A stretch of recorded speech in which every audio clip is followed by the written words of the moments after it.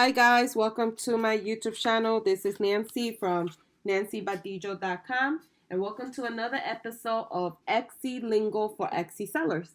And today on Etsy Lingo, I wanted to talk about what is a target market and why it's important as an Etsy seller or any type of e-commerce seller or any business online, why they should understand what is a target market. So first of all, I want to start with what is a business, right? So as you know, a business is a connector of people and solutions. That's like the easiest definition. It's basically the purpose of your business is to deliver value to people as a form of a solution.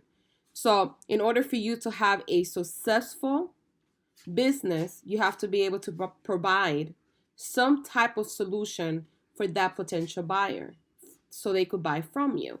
So for instance, for people that want to lose weight, right? The value that you will give, maybe you have one of the top leading treadmills out there that you created, that they could spend 30 minutes on the treadmill and burn 3 times more calories. So your target audience will be someone that wants to lose weight, wants to keep off the weight that they lost, that lives a healthy lifestyle, that loves sports, loves working out, loves eating right. So that will be your target audience. And what you're providing is a valuable treadmill that has all these cool features that helps them keep their lifestyle or lose weight or maintain their weight. So you're providing some type of solution to either a problem that they have or a solution to something that they want to maintain. And in order for any business to be successful, when you first decide to create a business, the first things you should do before even saying, I'm just going to go ahead and open a business, you have to decide what group of people are you going to help. So you got to understand the type of people you're going to help. What is your target audience? Decide and create the solutions that they need, right? So you create a product or service that it will go a long way for their business or for something that they need a solution for.